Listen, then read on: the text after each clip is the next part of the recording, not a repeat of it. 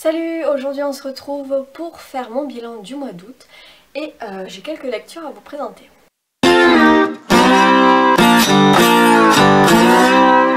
Alors j'ai commencé le mois d'août en lisant Running Man de Stephen King aux éditions J'ai lu. C'est une vieille édition avec la tête de Schwarzenegger sur la couverture, c'est absolument immonde mais c'est comme ça. Alors c'est un livre qui est sorti en 82 et en fait il a été adapté en 87 au cinéma, d'où la couverture immonde. Mais bon, voilà, c'est comme ça. Alors c'est une dystopie en fait, un roman d'anticipation qui se passe en 2025. Donc à l'époque c'était 40 ans après l'écriture, sauf que là c'est dans seulement 10 ans pour nous. Et c'est assez marrant de voir comment est-ce qu'ils avaient la perception du futur dans les années 80. Donc ça se passe aux États-Unis, dans une société qui est divisée en classes sociales. On a les riches d'un côté, on a les pauvres de l'autre qui sont dans des ghettos où ils crèvent de faim, ils sont malades, ils sont pauvres et ils souffrent de maladies. Et voilà, c'est un peu la misère pour eux. Et en fait, le gouvernement a mis en place une télé unique en fait, qui s'appelle le Libertel. Et dans cette télé, ils font des jeux de divertissement en fait, un peu style la route de la fortune. Et les gens donc se portent volontaires pour participer à ces jeux pour gagner de l'argent. Et généralement, bien sûr, c'est les pauvres qui veulent gagner de l'argent pour leur famille. Et on suit donc un jeune homme qui s'appelle Ben Richards, qui a 28 ans, qui est père de famille. Il a une petite fille d'1 an et demi qui est malade, qui souffre de la grippe. Sa femme est obligée de se prostituer pour gagner de quoi manger. Et lui, il est au chômage, il en a marre de cette situation, il n'en peut plus. Du coup, il décide de se rendre au Libertel pour participer au jeu. Et il va être sélectionné pour le pire des jeux, en fait. Parce que faut savoir que ces jeux sont quand même assez cruels, on n'en sort pas forcément vivant. Et il va participer à la Grande Traque. Et comme son nom l'indique, c'est en fait une chasse à l'homme. Il a 30 jours pour survivre et chaque jour passé en vie, eh ben, il gagne de l'argent pour sa famille. Et bien sûr, il est pourchassé par des chasseurs qui veulent le tuer. Et voilà, donc en fait, on assiste vraiment à une chasse à l'homme. Et j'ai bien aimé en fait ce concept en fait de Stephen King. Mais j'ai trouvé qu'il n'allait pas assez profondément dans son sujet, il restait trop en surface. Et c'est dommage en fait parce que il y avait du potentiel en fait, j'ai bien aimé le concept de cette histoire, mais voilà, le livre fait 250 pages et il aurait mérité largement 200 pages de plus pour développer son histoire. Rien que pour la psychologie du personnage, se sentir traqué, et puis 30 jours, on a le temps d'avoir des rebondissements quoi. Et j'ai trouvé que voilà, il manquait, c'était trop superficiel, il manquait vraiment d'approfondir son sujet. Mais j'ai quand même passé une agréable lecture. Si vous voulez de la dystopie, que vous en avez un peu marre de Hunger Games, Divergente, etc., ben, je peux vous conseiller Running Man qui est vraiment bien. Voilà. Ensuite, j'avais envie de lire des classiques parce que ça faisait longtemps que j'avais pas lu de classiques et ça me manquait. Oui, oui. Du coup, j'ai sorti de ma palle Le Colonel Chabert de Balzac aux éditions Gallimard dans la collection Folio Classique. Alors comme ça je continue à lire la vaste œuvre de Balzac qui est la comédie humaine où en fait il classe la société du 19e siècle par catégorie de personnes en fait de manière réaliste. En fait il essaye de les décrire et de les classifier. Par exemple on avait la figure de la vieille fille, on a la figure de l'homme d'église et ici on se penche sur la figure du soldat. Alors le colonel Chabert c'est donc un colonel pendant les guerres napoléoniennes en fait. Il se bat aux côtés de Napoléon et lors d'une bataille, il est gravement blessé. Tout le monde le croit mort en fait, il est défiguré, il est amnésique. Et en fait, non, il n'est pas mort. Et le temps qu'il retrouve la mémoire, s'écoule plusieurs années. Et puis dès qu'il retrouve sa mémoire, il décide de revenir à Paris pour retrouver sa femme et sa fortune.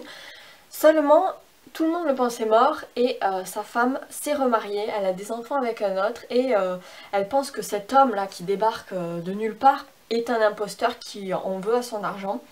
Du coup, le pauvre colonel, il se sent rejeté, il sait pas trop quoi faire. Du coup, il décide d'aller dans une étude de notaire pour prouver qu'il est vraiment lui. Il faut savoir qu'à l'époque, il n'y avait pas l'ADN, donc c'était un peu compliqué. Et voilà, il essaie de prouver qu'il est vraiment le colonel Chabert, qu'il est vraiment le mari de sa femme. Mais en même temps, voilà, il est un peu triste en fait que tout le monde préférerait qu'il reste mort en fait. Alors moi j'étais un petit peu déçue par ce Balzac là parce que j'ai pas retrouvé l'ironie balsacienne bien grinçante comme j'aime dans l'écriture, même s'il y a quand même une ironie du sort de par cette histoire, un soldat qui revient à la vie alors que tout le monde préférait qu'il reste mort. J'ai eu de la peine pour ce pauvre colonel, c'est vrai. Mais voilà, j'étais un petit peu déçue par ce Balzac-là qui n'est pas forcément le meilleur. Mais bon, je continuerai quand même à lire d'autres Balzac. Et puis voilà, c'est un petit livre qui se lit très très vite. Il fait même pas 160 pages. Enfin, c'est assez court. Et voilà, mais j'ai quand même été un petit peu déçue. Et du coup, je n'ai pas eu suffisamment ma dose de classique pour ce mois d'août et j'ai eu envie de me plonger dans une histoire bien haletante qui nous fait voyager, qui nous plonge vraiment dans l'univers qui nous décrit. Et il me fallait un pavé pour ça. Et j'ai choisi Les Trois Mousquetaires d'Alexandre Dumas, ici aux éditions La Bibliothèque Classique de la Dépêche. Alors je pense que tout le monde connaît Les Trois Mousquetaires. Porthos, Aramis et Athos et leur fameux compagnon d'Artagnan. Donc ça se passe au XVIIe siècle, à la cour de Louis XIII, et il y a des manigances, des complots politiques entre la reine Anne d'Autriche, le roi et le cardinal de Richelieu.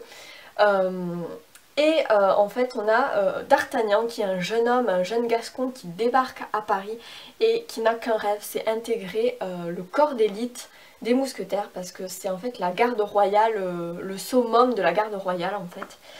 Seulement on lui dit mon pauvre D'Artagnan, tu débarques comme ça, tu n'as fait aucun fait d'armes, on peut pas te recruter, il faut que tu fasses un noviciat, enfin une espèce de prépa pour intégrer ensuite le corps des mousquetaires. Mais il se lie quand même d'amitié avec Porthos, Athos et Aramis. Et ensemble ils vont combattre un petit peu les complots, les intrigues politico-romantiques de la cour et des puissants de ce monde. Et voilà, c'est un bon roman de KPDP. Moi j'ai trouvé que Alexandre Dumas avait vraiment une plume très fluide, très simple. Enfin, c'est pas futil. Enfin, il s'embarrasse pas en fait de futilité. Il dit quelque chose, il dit les choses simplement et il a vraiment ce don pour l'hypotypose dans le sens où on voit vraiment la scène qui se passe sous nos yeux, quoi, comme si on était au théâtre. Finalement, puis il y a quelque chose un peu du vaudeville parce qu'il y a quand même des comiques de situation. Avant de se battre, en fait, ils sont toujours là en mode allez, attaquez-moi en premier, non, je vous en prie, vous d'abord, oh, vous êtes bien un gentilhomme. Et moi, j'avais qu'une envie, c'était de leur dire mais arrêtez de parler, battez-vous, bordel, battez-vous. J'ai adoré aussi le personnage de Milady qui est absolument méchante, c'est elle la vraie méchante. Il y a le cardinal de Richelieu qui est méchant, mais Milady c'est la pire parce qu'elle a vraiment une tête d'ange, elle est belle et tout, et on lui donnerait le bon Dieu sans confession, mais elle est, c'est le démon à l'intérieur d'elle. Et même si j'ai trouvé que le passage où elle est emprisonnée en fait est un peu long, mais c'est pour mieux montrer comment elle arrive à manipuler son geôlier pour qu'il la libère en fait. Elle est vraiment machiavélique cette Milady, mais j'ai adoré. Voilà, on ne s'ennuie pas dans ce bouquin, c'est vraiment... Il y a des aventures tout le temps, il y a plein de rebondissements et ça traîne pas. Il y a de l'action tout le temps, tout le temps, tout le temps. Et même si c'est un pavé de 600 pages quand même, ça se lit super bien, super vite. Et voilà, si vous voulez vivre des aventures, si vous aimez les romans de KPDP, et ben allez-y parce que vraiment ce livre est génial. Et pour terminer le mois d'août, j'ai lu Holocity, le deuxième tome de Miss Peregrine et des enfants particuliers de Ransom Riggs aux éditions Bayard. Je vais pas vous en parler plus parce que voilà, c'est un second tome.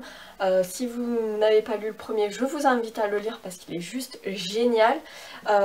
Et puis là, dans ce second tome, on reste dans la lignée du premier. J'adore toujours autant ce rapport avec les photographies anciennes. Faut savoir qu'en fait, l'auteur est fan de photographies anciennes qu'il collectionne. Et c'est à partir de ces photos qu'il a créé son histoire.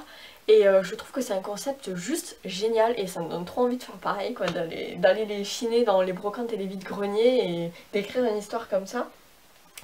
Voilà, le troisième tome sort en septembre en anglais, j'espère qu'il sortira en français assez vite, je ne sais pas quand. Si jamais vous avez des infos, n'hésitez pas à les partager. En attendant, le film est en train de se tourner avec Tim Burton en réalisateur. Il y a quand même pas mal de photos sur les comptes Instagram du film et de l'auteur. Je vous mettrai les liens en barre d'infos si ça vous intéresse. Et c'est assez marrant de voir les premières photos en fait du tournage. Et il me tarde vraiment de voir ce que ça donne au cinéma parce que j'adore cette histoire et je ne peux que vous la conseiller. Voilà, c'est tout pour le club lecture du mois d'août. J'espère que ça vous a plu, que ça vous a inspiré. Si vous avez lu un de ces livres, n'hésitez pas à me dire ce que vous en avez pensé et quelles ont été aussi vos lectures du mois d'août. Qu'est-ce que vous me conseillez pour lire, je sais pas, au mois de septembre ou quoi. En attendant, je vous souhaite de belles lectures et je vous dis à bientôt. Ciao!